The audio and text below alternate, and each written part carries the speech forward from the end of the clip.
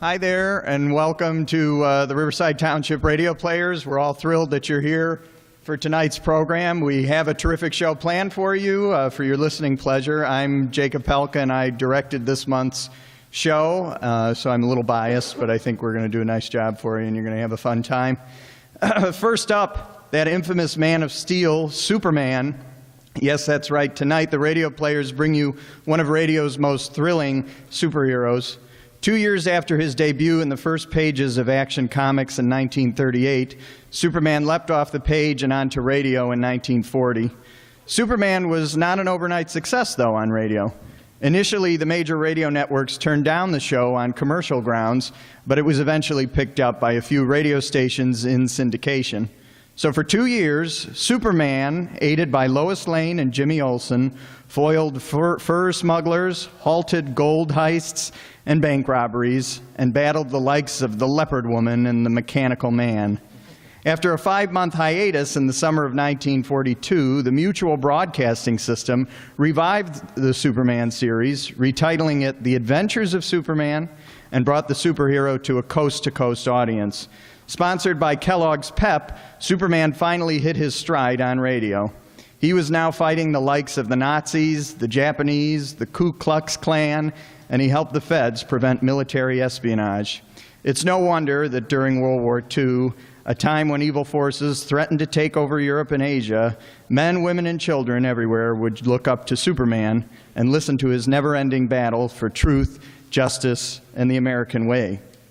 A few last things before we get going.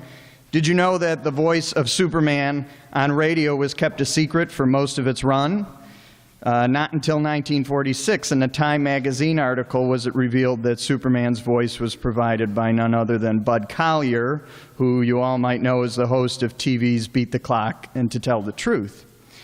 Our episode tonight, Dr. Dalhgren's Atomic Beam Machine, happens to be the first appearance of Lois Lane. It also happens to be the 7th episode of the Superman serial. And some of you, with a good ear, may note the famous opening sounds a little different tonight.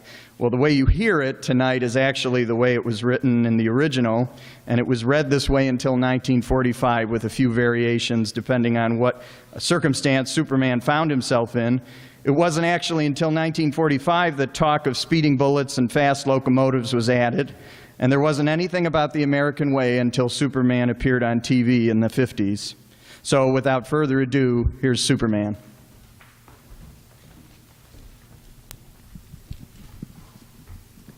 Presenting Superman!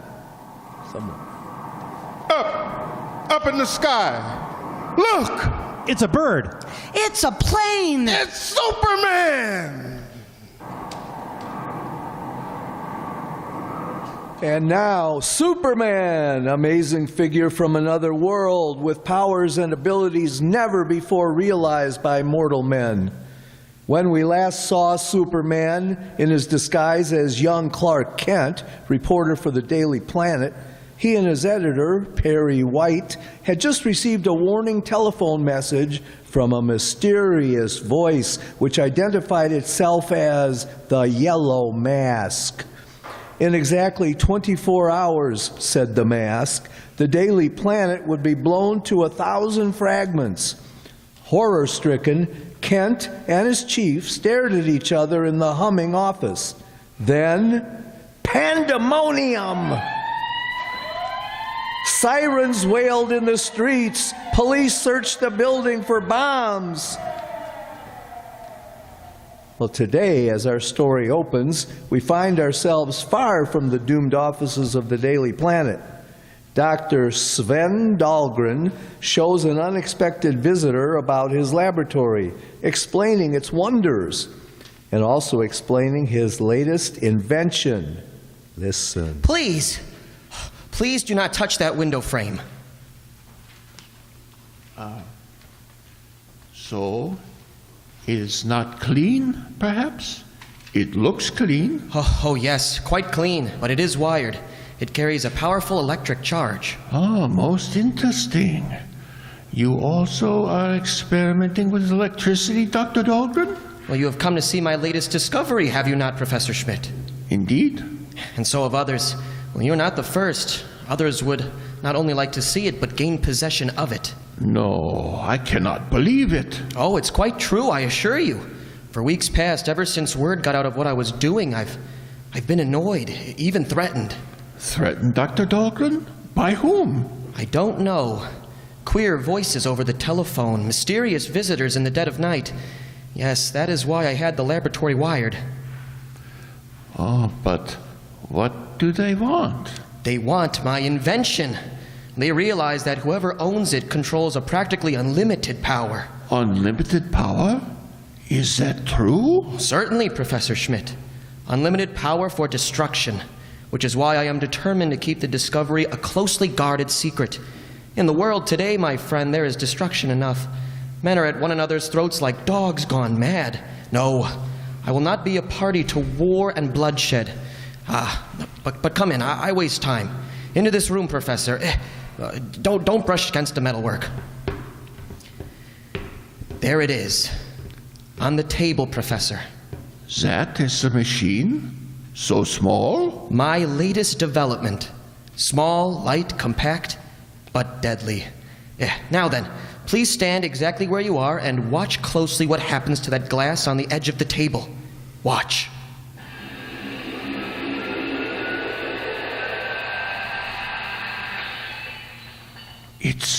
It's amazing. The glass was shattered. Now, watch that steel ball.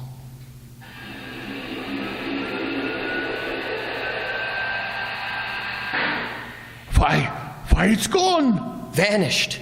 Blown into atomic dust. Then it's true. I didn't believe it, but it's true. Certainly it's true, based on the power of atomic force. Everything in the universe has a certain vibration point, Professor Schmidt, and my machine focuses a beam of vibrating infragamma rays wherever I choose to direct it.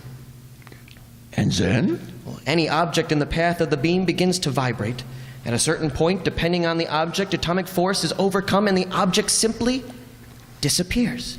Explodes, if you like, into nothing. Doctor, did you say any object? Any object whatsoever at distances up to a mile. Unbelievable, my dear doctor.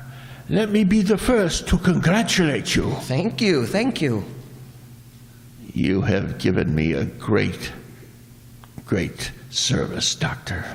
You have placed in my hands an instrument of destruction that will at last give me what I have been seeking. Absolute control of the world and every living thing in it. What? What do you mean? You have been horribly misled, Dr. Dalhgren. I am not Professor Schmidt of Harvard University. Here, men who will, under my... Get out of my laboratory. You get out before I... You won't do anything, Doctor. Not if you value your life. This gun I hold in my hand is really loaded. Fully loaded. Take care. You're mad. Utterly mad. How far do you think you'll get with that machine? The police, they will catch you. Beyond the reach of the police, I assure you. I have laid my plans with great care. Doctor, first I shall destroy the building which houses one of your great newspapers, because reporter at that paper failed me in my plans in the West and succeeded in jailing me. When that is done, I will go around about the task of creating for myself the position of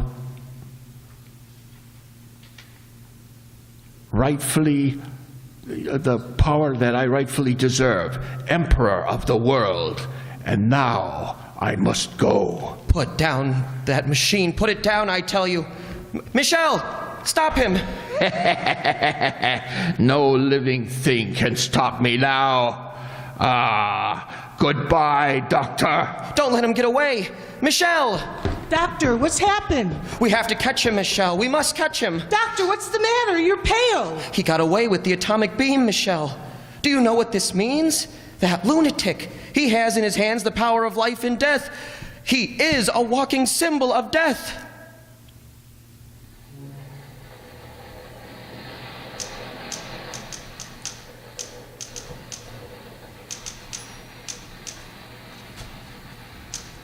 Where's Clark Kent? Minute he gets back, send him in. Here I am, Mr. White. Oh, Kent. Kent, where have you been? Down in the cellar, helping the police. Turn up anything? Any sign of a bomb? Not a thing, Mr. White. We combed the building from top to bottom. Anything turn up here? No, not so far. What's the time? It's 4 o'clock. If that fellow really meant business, we've only got about 2 hours to go. Call in your office, Mr. White. Oh, thanks, Lois. Oh, by the way, Kent, I don't think you know Miss Lane. Lois, this is Clark Kent. Oh, how do you do? How do you do? You wait here till I get back, Kent. I won't be a minute. The boy wonder, eh? Why, Miss Lane, what do you mean? They tell me you talked yourself into a job, went out west, and came back with the biggest story of the month, all in less than a week. Well, I guess I was pretty lucky. I'll say you were lucky. Now you're the white-haired boy, eh? I'm afraid I don't quite understand. Got the old man hypnotized. He thinks you're Horace Greeley. I'm afraid I don't. Oh, don't act so dumb. All this nonsense about a time bomb in the cellar? What's the big idea? Miss Lane, I only wish I knew. You mean to tell me you didn't make it up out of your head? I certainly did not. Oh, I don't believe it. Well, now what's the matter? Listen, don't you hear something? Well, I hear the presses in the basement. No, outside. Pardon me a minute. Come to the window. Now, don't you hear anything? What do you think you hear? A plane. There's a plane out there, flying low. Well, I'll be... Now look, Mr. Kent, this is a big town. You'll find quite a few planes flying around here all day and all night. If it bothers you, you better go back to the farm. No, really, I mean it. Yes, I really mean it too. Tell the old man about your big discovery. Here he comes now. Well, anything new? Yes, your star reporter heard a plane. It was flying pretty low, Mr. White. Well, what of it? Oh, I've got a job for you, Lois. Oh yeah, good job. No. Go out and interview a scientist. Human interest stuff. Who is he and where? Dr. Sven Dalhgren. Got his own laboratory out on Haven Avenue. Look the number up in the book. Who is he, Mr. White? What's on his mind? Leading American investigator in the field of atomic energy. Must we, Chief? Yeah, come on, get going, Lois, get going. This paper's always been tied in with science. We've been after Dalhgren for a long time, and now he comes to us. Why? Well, he said somebody stole a new machine he invented. I couldn't make much sense out of it, but he seemed pretty worried. Wanted me to rush his story into print. Well, what's the matter with the police? I suggested that, but he said he needed more than the police. He sounds cracked, but it may make a yarn. On your way, girlie. Oh, all right. If you say so, Mr. White, I'll get right out there. So long, Mr. Star Reporter. You come with me, Kent, into the office. I can't stand much more of this. I know, Mr. White. It's nerve-wracking, this yellow mask business. Yeah, worse than that. I don't know whether to believe it or not. If we could only get a lead. Ordinarily, I wouldn't give it a second thought. Just another crank. But I don't know, Kent. I swear I don't know. Well, what's the time now? 5 after 4. Don't keep thinking about the time, Mr. White. Confound it. What else can I think of? 2 more hours and we may get blown to glory. What do you think? About the yellow mask? Can he do what he says? Well, let's hope he can't, Mr. White. Yeah, but you're afraid he can. And the devil of it is, so am I. Well, if it hadn't been for that business out west... Well, maybe you ought to empty the building. No, you want us to be the laughing stock of the city? Suppose nothing happens. On the other hand, suppose something does. Well, they can't intimidate me. If the yellow mask means business, he'll find us right here at 6 o'clock. City room, White. Mr. White, this is Dr. Dalhgren speaking. Yes, Dr. Dalhgren. One of our best people is on the way to your laboratory right this minute. No, that is not why I call. I wanted to tell you. Yes? The man who stole my atomic beam machine mentioned a newspaper. He said... Yes, what did he say? Something about destroying a newspaper. What's that again? Listen, Doctor...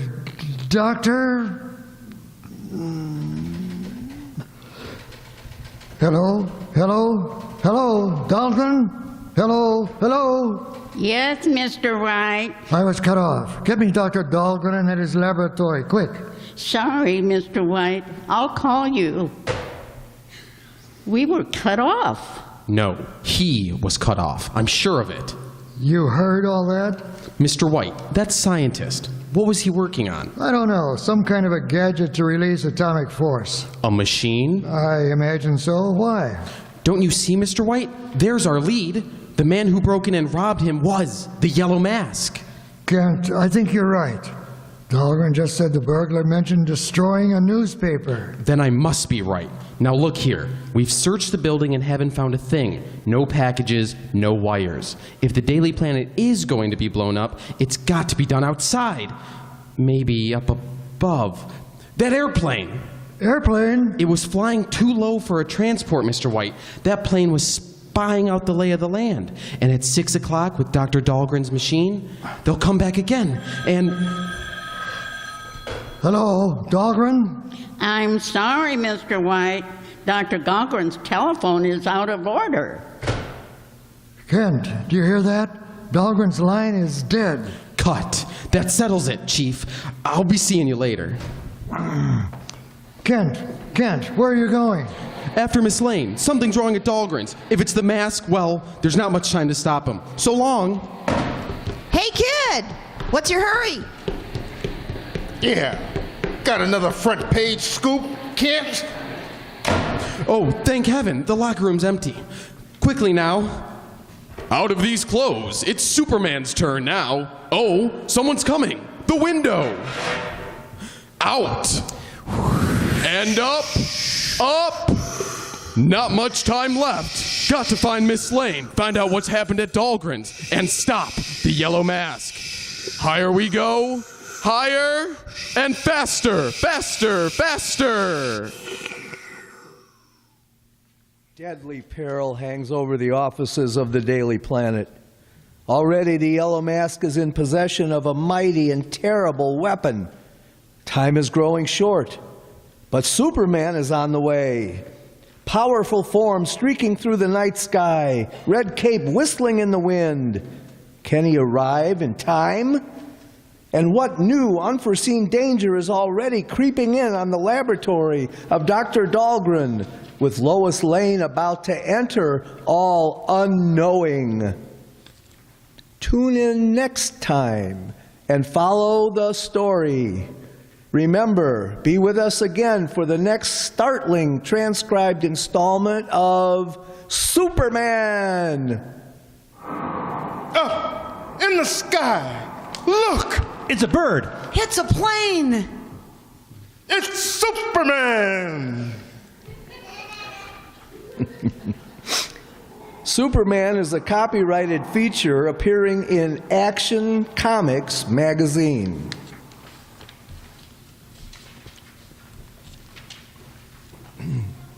And now here are the cast members for tonight's program. The fellow journalists Clark Kent ran past in the newsroom were played by Andre Dixon and Amy Nieves. Is that right? Perry White's phone operator was played by Nell Brennan.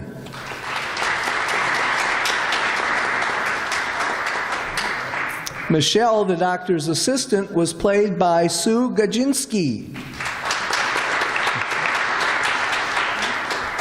The menacing yellow mask who threatened to blow up the Daily Planet was played by menacing Tom Duggan.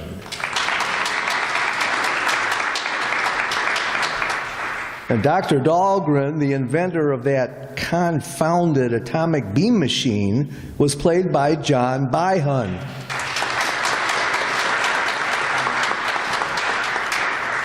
Perry White, Clark Kent's boss, was played by Herb Thompson.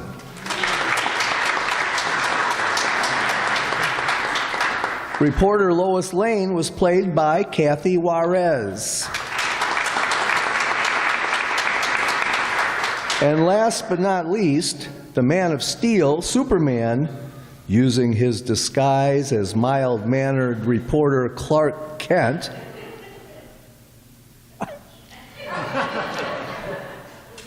I can't see behind me, I don't know, was played by mild-mannered George Suki.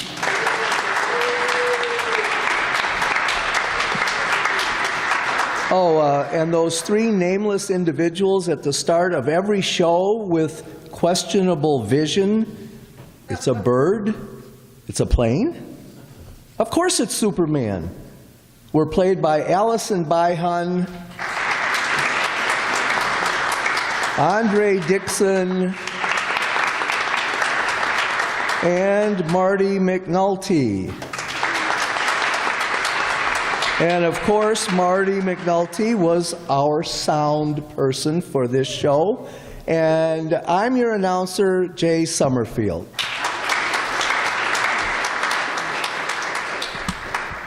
So what will happen next to Superman? I guess you'll just have to tune in next time to find out. We're not going to tell you, because that's how it was. There was no DVR, no Hulu, no YouTubes. You had to be home, butt on the floor in front of the radio each week if you wanted to know what was going to happen next. And if you missed it, you missed it. And you had to fill in the blanks with your imagination. So